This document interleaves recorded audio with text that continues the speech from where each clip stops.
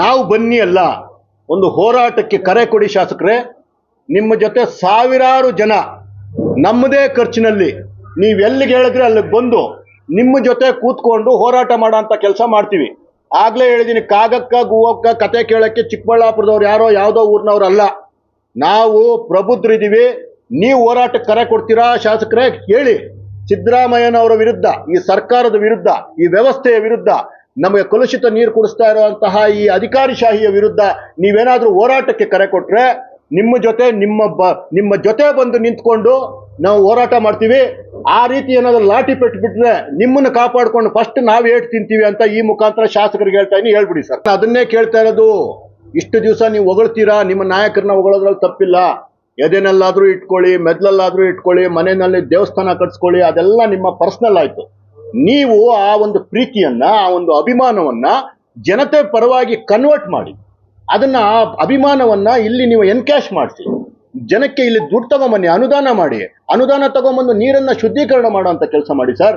ಕಂದವಾರಕ್ಕೆ ಹೋಗ್ಬೇಕಾದ್ರೆ ಅಲ್ಲಿಂದ ಬಂದೆ, ಇದ್ರ ಕಡೆಯಿಂದ, ಯಾವುದು ನಂದಿ ಕಡೆಯಿಂದ ಬಂದಾಗ ನನಗೆ ಆ ಪ್ರೆಸ್ ಅವ್ರು ಫೋನ್ ಮಾಡ್ತಾ ಇದ್ದಾರೆ. ನಾನು 2 ನಿಮಿಷ ಅಂತ ಹೇಳಿದೆ, ಯಾಕಂದ್ರೆ ಆಲ್ಮೋಸ್ಟ್ ಬಂದ್ಬಿಟ್ಟಿದ್ದೆ.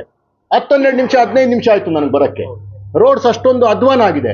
ನಿಮ್ಮ ಅಭಿಮಾನವನ್ನ ಅಲ್ಲಿ ತೋರಿಸಿ ಸಿದ್ದರಾಮಯ್ಯನವ್ರಿಗೆ ಹೇಳಿ ಹಣ ತಗೊಂಬನ್ನಿ ಸರ್. ತಾವು ನಿಮ್ಮನ್ನು ನಾವು ಗೌರವಿಸ್ತೇವೆ ಸರ್, ಏನು ತಪ್ಪಿಲ್ಲ. ನೆನೆ ಸಂಸದರು ಹೇಳಿದ್ದಾರೆ, ಏನಾದ್ರೂ ನೀವು ಈ ಬಜೆಟ್ ಅಲ್ಲಿ ಹಣ ಇಟ್ರೆ ನಾವೆಲ್ಲರೂ ಬಂದು ನಿಮ್ಗೆ ಹಾರ ಹಾಕ್ತೀವಿ ಅಂತ ಸುಧಾಕರ್ ಅವರು ಹೇಳಿದ್ದಾರೆ.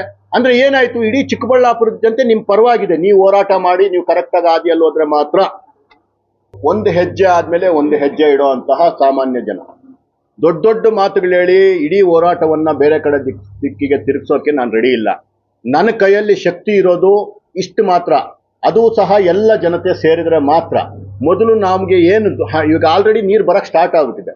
ಇದನ್ನ 3ನೇ ಹಂತದ ಶುದ್ಧೀಕರಣ ಆಗ್ಬಿಡ್ಲಿ. ಆಗಿದ್ದಾದ್ಮೇಲೆ ನಿಜಕ್ಕೂ ಮುಂದಿನ ಹಂತದಲ್ಲಿ ಏನ್ ಮಾಡಬೇಕು ಅದನ್ನ ಕೇಳೋಣಂತೆ. ಸರ್ಕಾರದ ಲಿಮಿಟೇಷನ್ಸ್ ಏನು, ಅವ್ರ ಹತ್ರ ಇರೋ ಏನು ಹಣ ಎಷ್ಟಿದೆ ಎಲ್ಲನೂ ನಮ್ಗೆ ಅರ್ಥ ಆಗುತ್ತೆ. ಒಂದೇ ಸಲ ನಾವು ಸ್ವರ್ಗ ಕೊಟ್ಬಿಡಿ ಅಂತ ಕೇಳಕ್ಕಾಗಲ್ಲ. ಮೊದಲು ನಾವು 3ನೇ ಹಂತದ ಶುದ್ಧೀಕರಣ ಮಾಡಿ, ನಂತರ ಬೇರೆ ಹೋರಾಟದ ಬಗ್ಗೆ ಮೊದಲು ಕೂತ್ಕೊಂಡು ಮಾತಾಡೋಣ. ಕೆಲಸ ಮಾಡಿಲ್ಲ ಅಂದ್ರೆ ಮತ್ತೆ ಹೋರಾಟಕ್ಕೆ ನೀವು ರೆಡಿ. 100% ಹೋಗ್ತೀವಿ ಸರ್. ಶಾಸಕರು ಚಾನ್ಸ್ ಕೊಟ್ರೆ ಪಕ್ಕದಲ್ಲೇ ನಿಂತ್ಕೊಂತೀವಿ ಸರ್. ಶಾಸಕರು ಏನಾದ್ರು ಹೇಳಿದ್ರೆ ಸಿದ್ದರಾಮಯ್ಯ ಅವ್ರ ಕಾಲ್ಗೂ ಬೀಳ್ತೀವಿ ಸರ್. ಏನು ನಮ್ಗೇನು ನಾಚಿಕೆ ಏನು ಇಲ್ಲ ಸರ್. ನಾವು ಸ್ವಾಭಿಮಾನಿಗಳಿದ್ರೂ ಸಹ ನನ್ನ ಜನತೆಯ ಪರವಾಗಿ ನಾವು ಯಾವ ಮಟ್ಟಕ್ಕಾದ್ರೂ ಇಳಿಯೋದಕ್ಕೆ ನಾವು ರೆಡಿ ಇದೀವಿ ಸರ್. ಒಂದಷ್ಟು ಜನಗಳನ್ನ ತಗೊಂಡು ಹೊಟ್ಟೋಯ್ತು. ನಮ್ಮ ಕೈಯಲ್ಲಿ ಇರ್ಲಿಲ್ಲ ಕೊರೋನಾ ಬಂದಾಗ ನಮ್ಮ ಪರಿಸ್ಥಿತಿನ ಕಂಟ್ರೋಲ್ ಮಾಡ್ಕೊಳಕ್ಕೆ. ಆದ್ರೆ ಈ ನೀರನ್ನ ಹೇಳಿ ಕುಡಿಸ್ತಾವ್ರೆ ಸರ್ಕಾರ. ಸ್ಲೋ ಪಾಯ್ಸನ್ ಕುಡಿಸ್ತಾವ್ರೆ. ನಮ್ಗೆ ಗೊತ್ತಿಲ್ದಿರಾ ಕುಡಿತಾ ಇದೀವಿ. ದಯವಿಟ್ಟು ಈಗ ನಾವು ಎಚ್ಚೆತ್ಕೊಂಡ್ರೆ 100% ಮುಂದಿನ ಪೀಳಿಗೆ ಚೆನ್ನಾಗಿರ್ತದೆ. ಇಲ್ಲ ಅಂತಂದ್ರೆ ಬರೀ ನಾವು ಮಾತ್ರ ಅಲ್ಲ, ನಮ್ಮ ಭೂಮಿ ಸಹ ಕಲುಷಿತ ಆಗ್ತಿದೆ. ಮತ್ತೆ ನೀವು ಬೆಳೆ ಬೆಳೆಯಕ್ಕೂ ಕಷ್ಟ ಆಗುತ್ತೆ. ಮುಂದೆ ಒಂದು ದಿವಸ ನಾವೆಲ್ಲರೂ ನಾಲಾಯಕಗಳ ತರ ಬೇರೆಯವ್ರ ಮುಂದೆ ನಿಂತ್ಕೊಬೇಕಾಗುತ್ತೆ. ನಮ್ಮ ಮಕ್ಕಳೆಲ್ಲ ಬಂಗಾರದಂತ ಭೂಮಿ ಇದ್ರೂ ಸಹ ಮಾರಕ್ಕೂ ಯೋಗ್ಯವಾಗದಿರೋಂತಹ ಸ್ಥಿತಿಯನ್ನ ಈ ಸರ್ಕಾರಗಳು ಈ ನೀರಿನಿಂದ ಮಾಡ್ತಾ ಇದೆ. ನಾವೆಲ್ಲರೂ ಯಾವ್ದಾದ್ರೂ ಬೇರೆ ಊರುಗಳಲ್ಲಿ ಫ್ಯಾಕ್ಟ್ರಿಗಳಲ್ಲಿ ಕೆಲಸ ಮಾಡಕ್ ಹೋಗ್ಬೇಕಾಗಿರುವಂತಹ ಪರಿಸ್ಥಿತಿ ಮುಂದಿನ ದಿನಗಳಲ್ಲಿದೆ. ರಾಜರಂಗ್ ಬದುಕಬೇಕಾ, ಬೇರೆಯವ್ರ ಹತ್ರ ಸೇವಕರಾಗಬೇಕಾ, ಕೂಲಿ ಮಾಡ್ಬೇಕಾ, ನೀವೇ ಯೋಚನೆ ಮಾಡ್ಬೇಕು ಅಂತ ನನ್ನ ಇಡೀ ಜನತೆಯಲ್ಲಿ ಕೇಳ್ಕೊತಾ ಇದ್ದೀನಿ.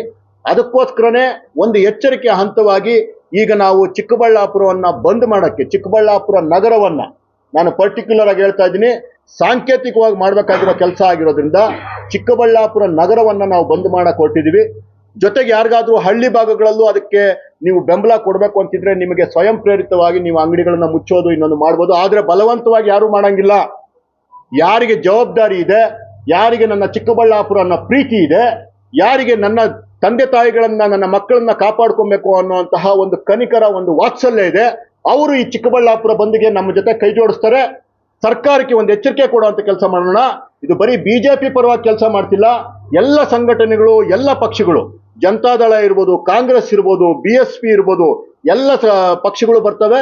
ಜೊತೆಗೆ ದಲಿತ ಸಂಘಟನೆಗಳು, ಕನ್ನಡ ಪರ ಹೋರಾಟಗಾರರು, ಏನು ನಮ್ಮ ನೀರಾವರಿ ಹೋರಾಟಗಾರರು, ಪ್ರತಿಯೊಬ್ಬರೂ ಸಹ ಎಲ್ಲ ರೈತ ಸಂಘಗಳು ನಮ್ಮ ಜೊತೆ ಕೈ ಜೋಡಿಸೋದಕ್ಕೆ ಮುಂದೆ ಇದೆ. ಯಾಕಂದ್ರೆ ಇದೆಲ್ಲರ ಜೀವನದ ಪ್ರಶ್ನೆ ಆಗಿರೋದ್ರಿಂದ ಎಲ್ಲರೂ ಸೇರಿ ಈ ಬಂದನ್ನ ಯಶಸ್ವಿಗೊಳಿಸಿ ಮುಂದಿನ ಹೋರಾಟಕ್ಕೆ ನಾವು ರೆಡಿ ಆಗೋಣ.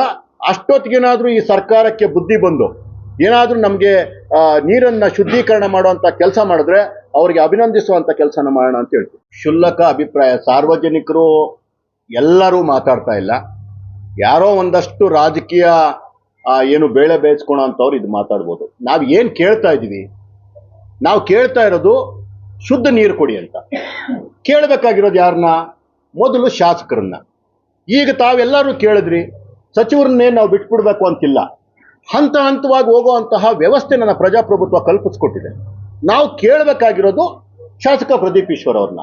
ಇಲ್ಲಿ ಜಾತಿ ಏನು ಬರುತ್ತೆ ಸರ್? ಇಷ್ಟೊತ್ತು ನಾನು ಈಗ ಎಷ್ಟೋ ವಿಷಯದಲ್ಲಿ ಸುಧಾಕರ್ ಅವ್ರು ತಪ್ಪು ಮಾಡಿದಾಗ ಸುಧಾಕರ್ ಅವ್ರ ವಿರುದ್ಧ ನಾವು ಮಾತಾಡಿದೀವಿ. ಸುಧಾಕರ್ ಅವ್ರು ಒಳ್ಳೇದು ಮಾಡಿದಾಗ ಸುಧಾಕರ್ ಸರಿ ಅಂತ ಹೇಳಿದೀವಿ. ಅಮ್ಮ ಆಂಬುಲೆನ್ಸ್ ಬಿಟ್ಟಾಗ ಪ್ರದೀಪ್ ಈಶ್ವರ್ ಅವ್ರು ಸರಿ ಅಂತ ಹೇಳಿದೀವಿ.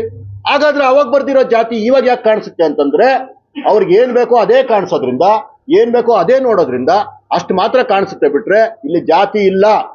ನನ್ನ ಜೊತೆ ಎಲ್ಲ ಜಾತಿಯ ಜನಗಳು ಇದ್ದಾರೆ.